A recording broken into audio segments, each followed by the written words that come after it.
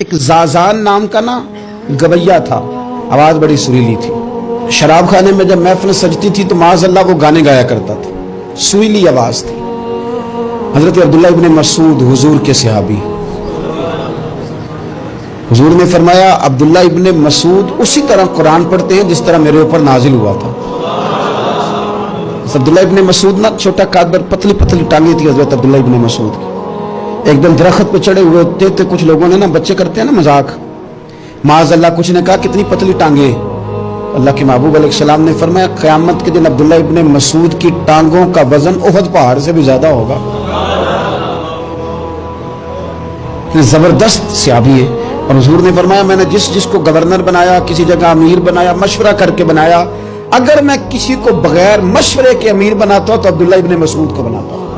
حضرت عبداللہ ابن مسعود گزر رہے تھے تو وہ جو زازان نام کا گویا تھا وہ گانے گا رہا تھا۔ ہماری جو تقریریں ہیں نا جی، میری طرح کے لوگ، وہ چونکہ جمعہ پڑھانا ہے، 45 منٹ پاس کرنے ہیں، تو نہ وہ ذوق سے تیاری، نہ وہ درد، قوم کی اصلاح۔ ایک میرے حصہ فرمایا کرتے تھے تمہارا بچہ بگڑ جائے تو کتنے پاپڑ بیلتے ہو صحیح ہو جائے؟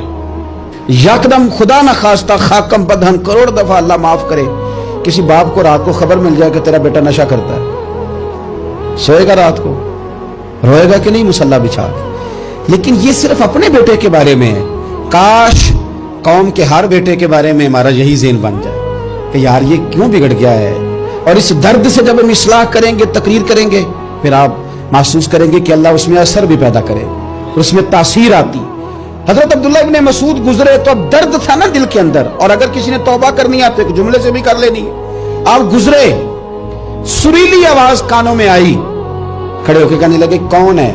کہ جناب زازان نام کا گویا ہے۔ مصطفیٰ کریم کے شانوں والے غلام کی زبان سے لفظ نکلے، کتنی سونی آواز ہے، کاش یہ قرآن پاک کی تلاوت کرتا۔ اللہ اکبر، کاش کوئی ایسا ہو تو صحیح جو ہمیں کہے کہ کاش یار تو قرآن پڑھتا، کتنی سونی آواز ہے، کاش تو نعت پڑھتا۔ کوئی کہے تو صحیح، کوئی کہتا ہی نہیں، کوئی کہتا ہی نہیں کتنا سونا چہرہ ہے، کاش اس پہ داڑھی ہوتی، کوئی کہتا ہی نہیں میری ملت کے جوانوں۔ سینکڑوں لوگ ہیں۔ ایک بچہ مجھے ایک دفعہ ملا لاہور میں تو میرے گلے رکھ کے اس طرح رویا جس طرح کو بچھڑا ہوا روتا ہے۔ مجھے لگا پیر صاحب مر جان لگے ہیں، کوئی ساڑی صلاح ہی نہیں کرتا، کھوب گئے گناہ میں، کوئی باں ہی نہیں پھڑتا، کوئی ملے تو صحیح جو ہمارے دکھوں کا مداوع کرے، کوئی نہیں، اپنی اپنی نفسا نفسی، کوئی بات بتانے والا ہی نہیں۔ میں اکثر دوستوں سے کہتا ہوں کہ بڑے شوق سے سن رہا تھا زمانہ تو ہم ہی سو گئے، داستاں کہتے کہتے لوگوں کا دل کرتا ہے ان کی اصلاح ہو جائے، پر کوئی درد والا ہو، کوئی ایسی بات ہو تو تب ہے نا جو ہائے ہائے۔ حضرت عبداللہ ابن مسعود کہنے لگے کاش یہ قرآن پاک پڑھتا، یہ کہہ کے چلے گئے۔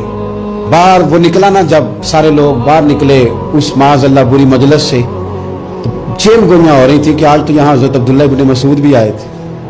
تو زازان سے کسی نے کہا کہ آج نا حضرت عبداللہ ابن مسعود نے تیری آواز سنی، تیری آواز، تو وہ کہہ رہے تھے کاش اتنی سونی آواز سے قرآن پڑھتا تو مزہ آتا، کاش۔ وہ کہنے لگا نبی پاک کے صحابی نے میرا نام لیا ہے، گویا ہو کے میرا ذکر کیا ہے، حضرت عبداللہ ابن مسعود نے میرا نام لے کے کہا کہ کاش میں قرآن پڑھتا، اور میرے لیے کہا مصطفیٰ کے صحابی نے۔ حضور سے قرآن سیکھنے والے کی خواہش ہے کہ میں قرآن پڑھوں، دوڑے گئے، کدھر ملیں گے عبداللہ ابن مسعود؟ فلاں فلاں جگہ غسل کیا، وضو کیا، پیروں میں لگ گئے جا کے، کہنے لگے سونیا جس کے قرآن پڑھنے کی تعریف مدینے والے کریں وہ میرے بارے میں کہے کہ مجھے قرآن پڑھنا چاہیے تھا، آج سے میں نے ٹھوکر ماری سارے گانوں کو، سکھاؤ مجھے قرآن، میں قرآن ہی پڑھا کروں، میں قرآن پڑھوں گا، میں پڑھ پڑھ کے سناؤں گا، لوگ میری زبان سے اللہ کے کلام کی تلاوت سنا کریں گے۔ کوئی بیٹھا ہوا مجھے دور دعا دیتا ہے، میں ڈوبتا ہوں سمندر اچھال دیتا ہے، کوئی تو ہونا جو کہے، کوئی تو فرمانے لگے بس ہو گئی حضور، آپ دیکھیں گے میں قرآن ہی پڑھوں۔